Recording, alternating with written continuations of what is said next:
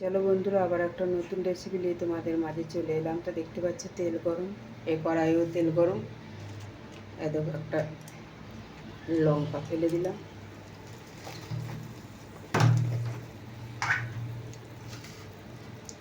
দেখতে পাচ্ছি এখানে 5 ফোড়ন দেওয়া হলো। দেখো এখানেও কিছু 5 ফোড়ন দেওয়া হলো, আর দেখো শুকনো লঙ্কা দিয়ে দিলাম, বুঝতে পারছো? তা এখানে দেখো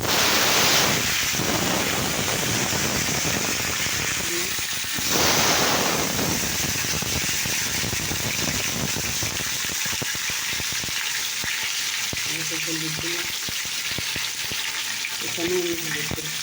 পটল আলু একটু তাদের ফুলের মতো একটু করে দিই।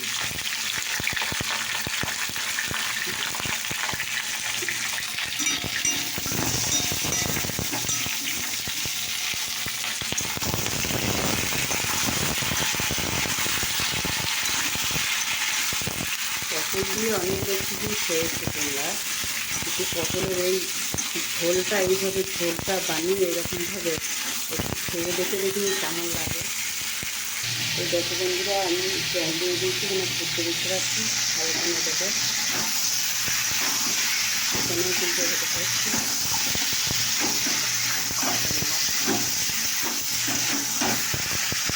এই দেখো বন্ধুরা, এখানে আমি চিনি দিয়ে দিয়েছি, চিনি দিয়ে দেবো ফুটতে।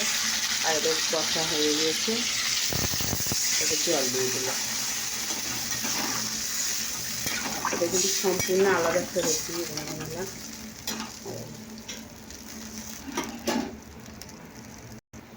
দেখতে পাচ্ছ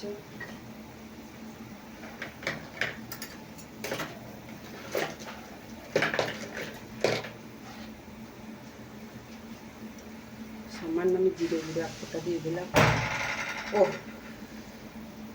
জিরে গুঁড়ো এক ফোঁটা দিয়ে দিলাম, আর একটা লঙ্কা গুঁড়ো দিয়ে দিলাম, ব্যাস। তো দেখো বন্ধু, আমার চাটনিটা হয়ে গেছে, দেখতে পাচ্ছ। দেখো ছোটা ফুটছে, তবে একটু সেদ্ধ হবে, এখন সম্পূর্ণ হয়নি। তা তোমাদের এই রেসিপিটা কেমন লাগলো অবশ্যই কমেন্ট করে জানিও।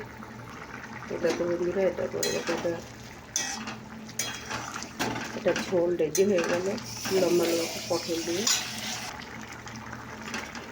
দেখো বন্ধুরা, এটা দেখো ঝোল রেডি হয়ে গেছে। তো এটা কিন্তু 5 মিনিট দিলাম, আর দেখো সম্পূর্ণ রেসিপি রেডি হয়ে গেছে। তো তোমাদের এই রেসিপিটা কেমন লাগলো অবশ্যই কমেন্ট করে জানিও।